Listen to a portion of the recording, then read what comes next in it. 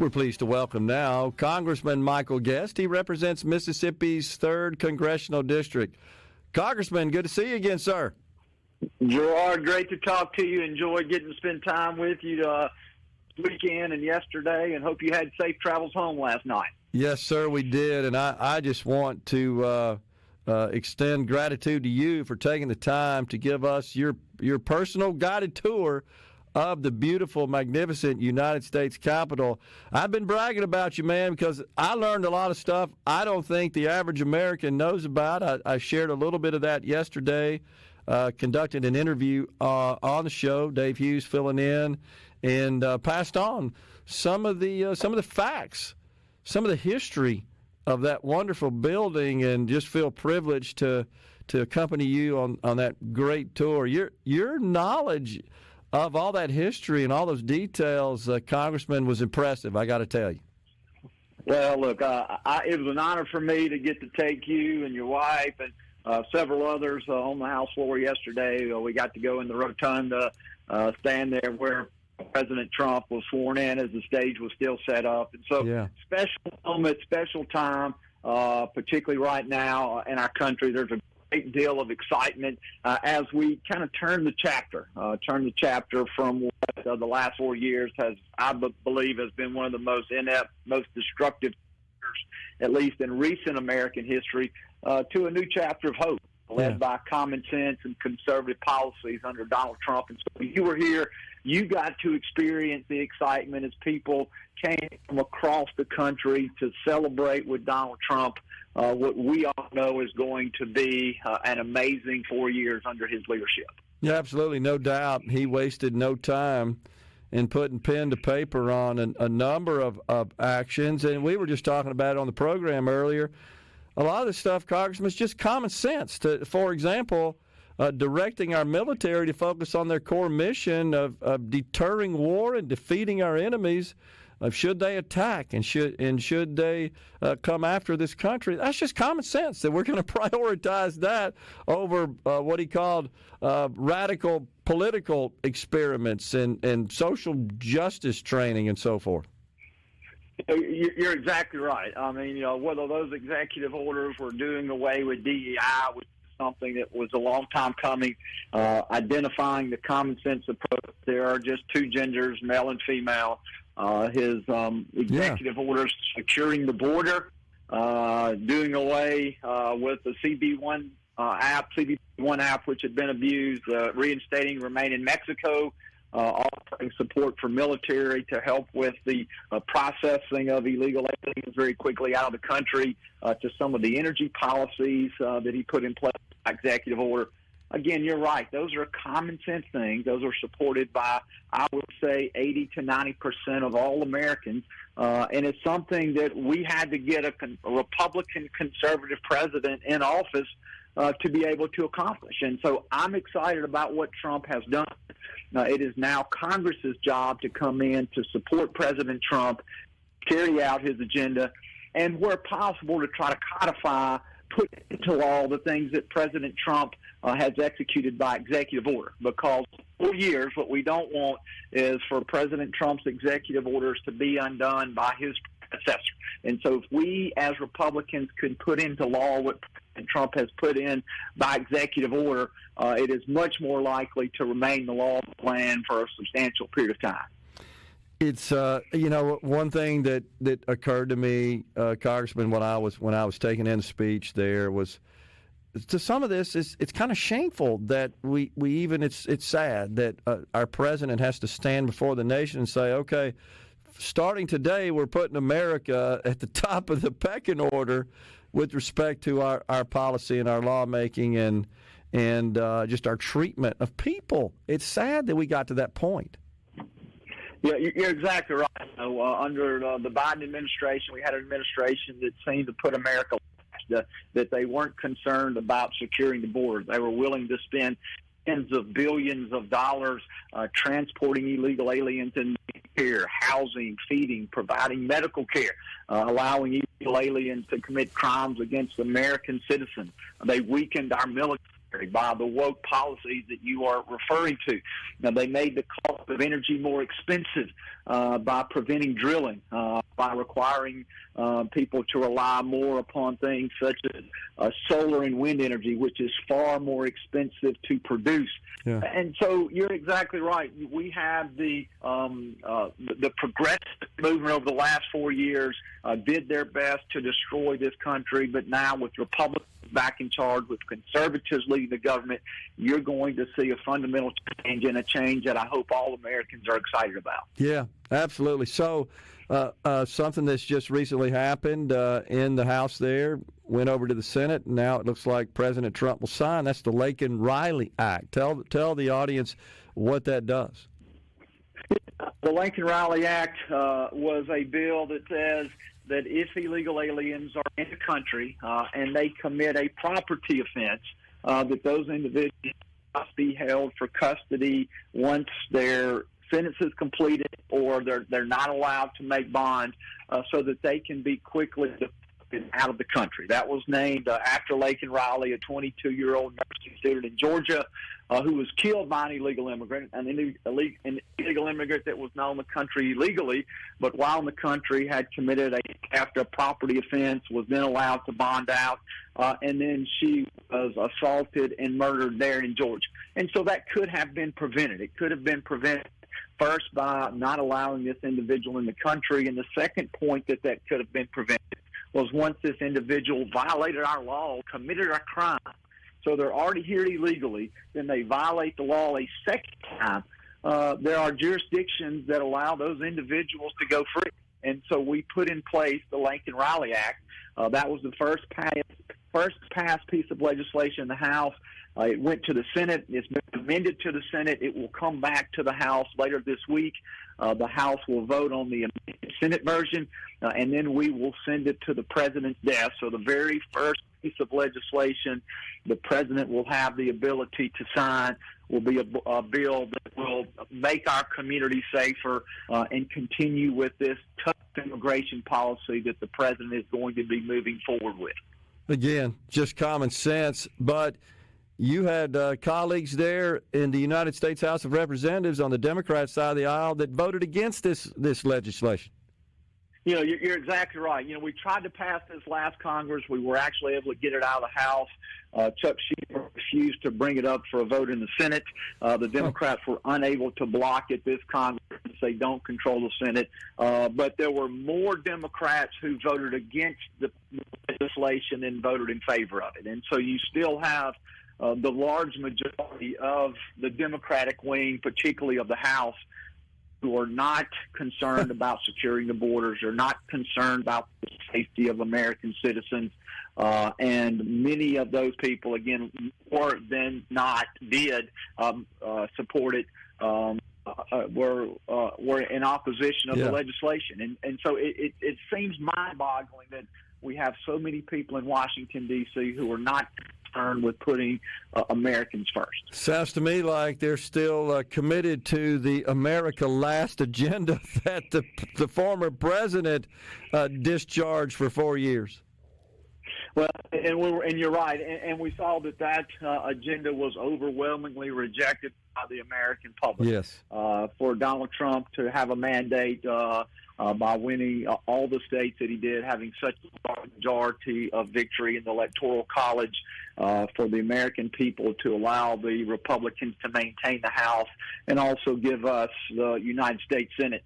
I think a large part of that was the crisis on the southwest border, and also the inflationary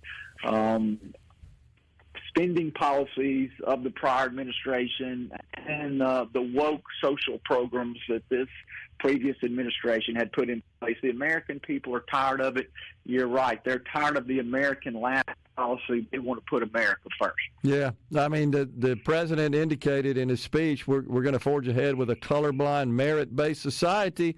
What a novel idea. That's what got us to where we are, the greatest nation on the planet. The prior administration seemed to abandon that, and it put us in a more difficult situation to produce bad outcomes. We got a break right here. Congressman, if you can hang with us, I'd like to talk to you some more about the agenda going forward. Sounds great. Thank you. I'm happy to hold through the break. Sounds great. Congressman Michael Guest is our guest on Midday. Stay with us.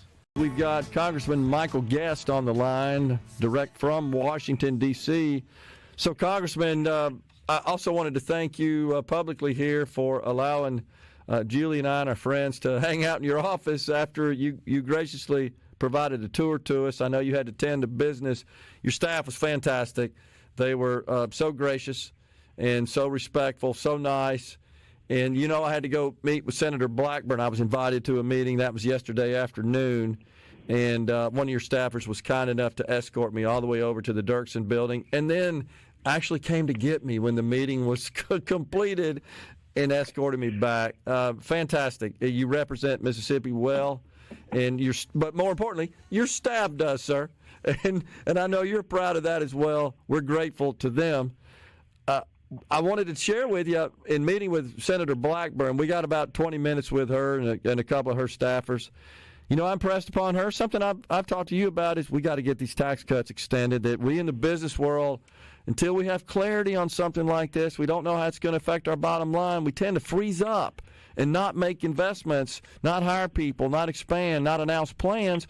And we need to do that to get the economy really going at full steam because we got a new president and a new policy agenda in town. She agreed, but what she said, and then I'll be quiet and let you talk, she said, Gerard, I'm worried about the House because you got to have every vote the way the numbers work out right now.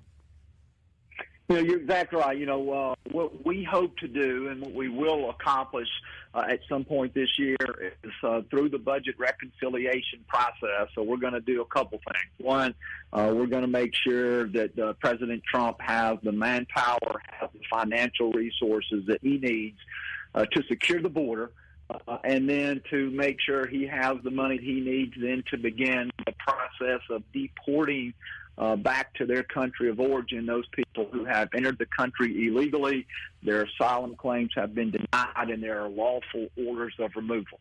And so that is to require additional federal resources to be able to do that. In the long run, I think we're going to see a benefit to the country because we will no longer be having to house and feed and educate and provide health care for people who have no legal status to remain in the country. Mm-hmm. And so we're going to put that in budget reconciliation. We are going to put the extension of the Trump tax cuts from his first term of office in that reconciliation process.